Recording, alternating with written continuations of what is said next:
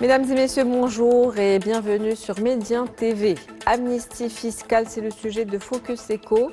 Le programme d'amnistie fiscale introduit par la loi de finances 2024 a permis de régulariser un montant de 100 milliards de dirhams. C'est 20 fois plus que les 5 milliards de dirhams régularisés lors de l'amnistie de 2020. Cela reflète un regain de confiance entre les contribuables et l'administration fiscale.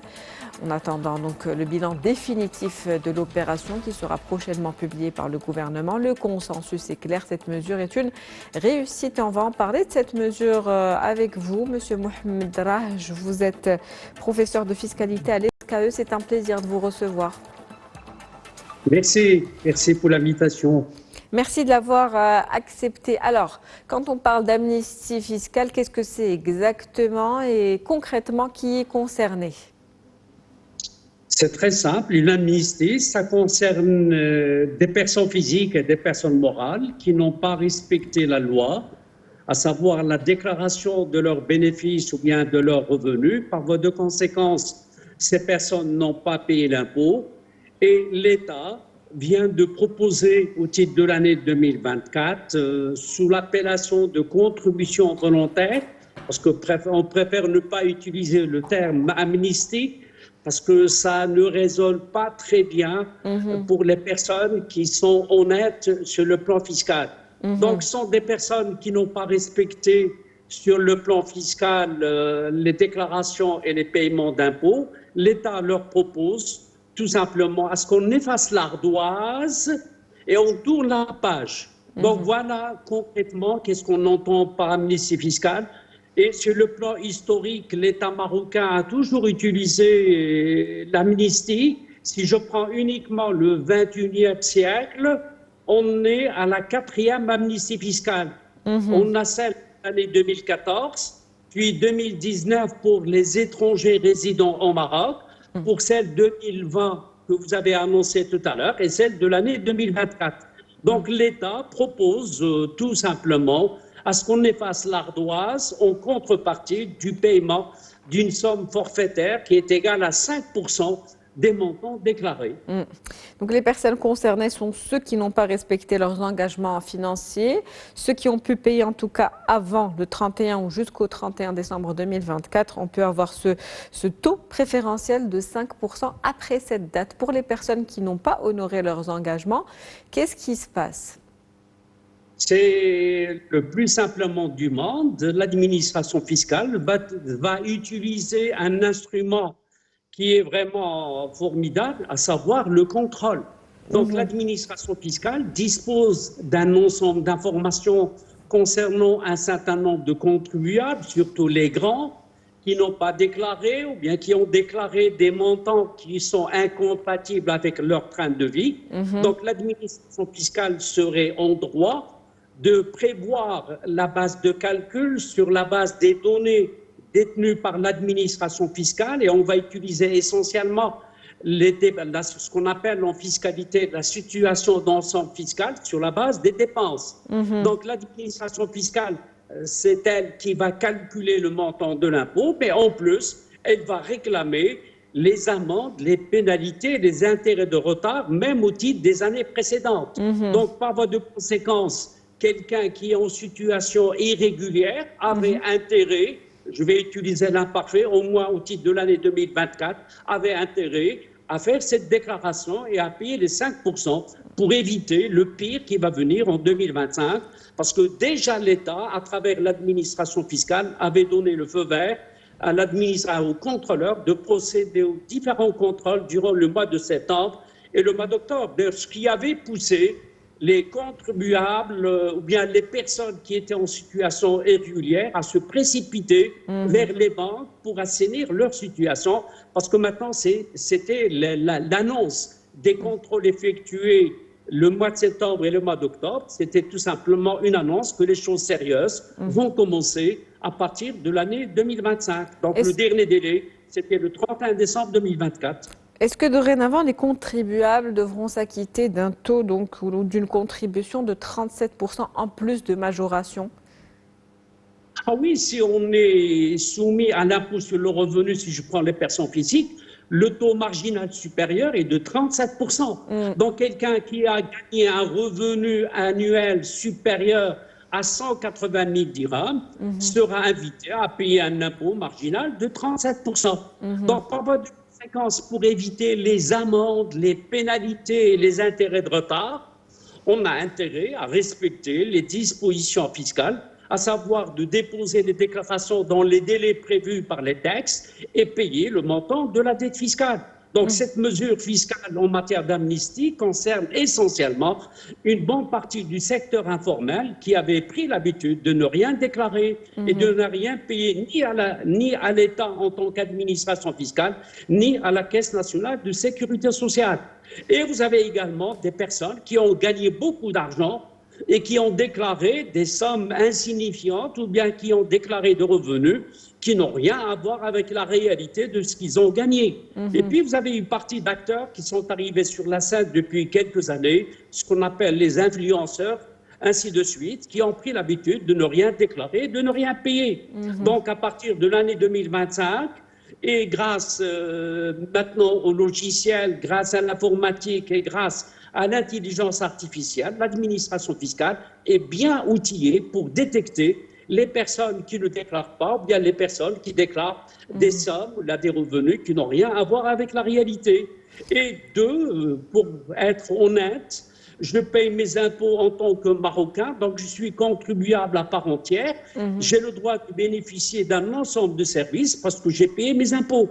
Mais vous avez des personnes qui n'ont rien payé, mais qui bénéficient des mêmes services. Et qu'on ait le principe de l'égalité de la justice sur le plan fiscal. Donc l'État fait que son travail actuellement en demandant à ses contribuables de respecter, bien sûr, la loi et spécialement la loi fiscale. Une mesure donc aujourd'hui réussie et qui était, selon ce que vous dites, nécessaire au vu de la situation. Donc j'aimerais juste qu'on clarifie les choses par rapport à ce qui circule aujourd'hui sur les réseaux sociaux et on parle de montants spéculés qui ont été surdimensionnés. On parle de 20 milliards de dirhams qui auraient été atterris dans les caisses de l'État. Alors est-ce que vous pouvez clarifier un petit peu les choses ?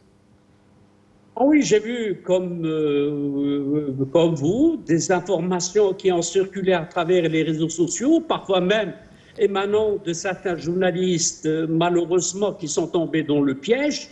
J'ai vu que le montant encaissé à partir des 5% s'élève à 20 milliards de dirhams.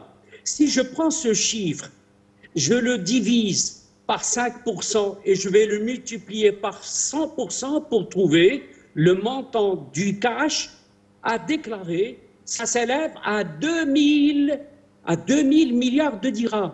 Donc si je prends le montant théorique de 2000 milliards et j'applique le pourcentage de 5%, je vais trouver effectivement 20 milliards. Mais ça ne correspond pas à la réalité.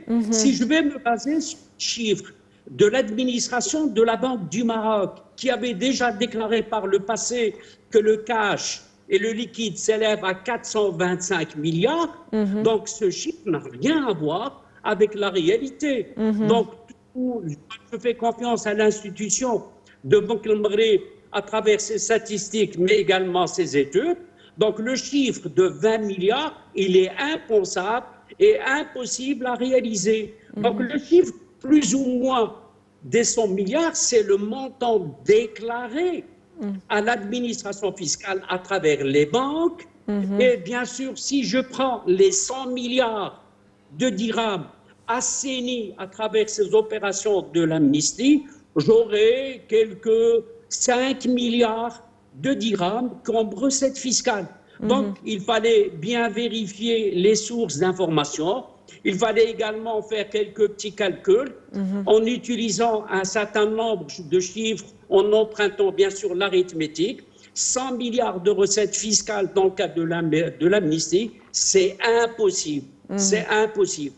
Donc, grosso modo, et on attend les chiffres officiels que va publier probablement l'administration fiscale d'ici quelques jours, peut-être, comme vous l'avez déjà annoncé au moment de cette introduction, c'est autour de 100 milliards de dirhams déclarés ou bien assainis.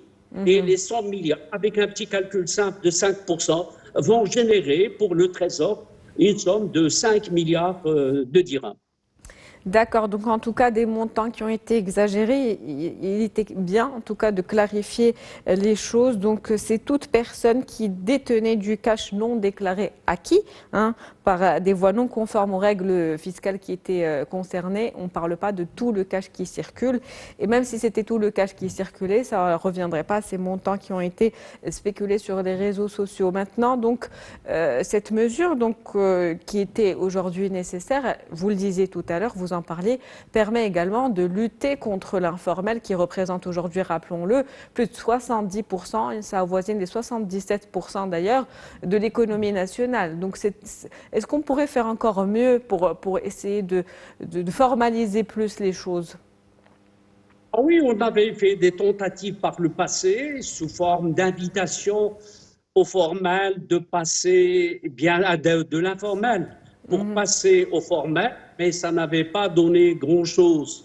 Déjà par le passé, on avait fait des propositions sous forme, bien sûr, d'amnistie ou bien d'effacer l'ardoise, mais ça n'avait pas donné grand-chose en termes de résultats. Maintenant, l'État passe aux moyens forts, à savoir le contrôle fiscal.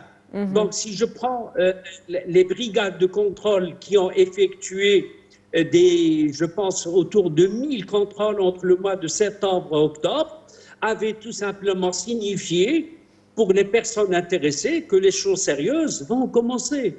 Donc, par voie de conséquence, l'informel a tout à gagner à passer au formel, bien sûr profitant de l'amnistie, mais également profitant d'un ensemble de droits qui seront accordés une fois l'impôt payé. On ne peut pas continuer ainsi parce que ça va provoquer des conséquences négatives sur l'économie formelle parce qu'il y aurait tout simplement une concurrence déloyale.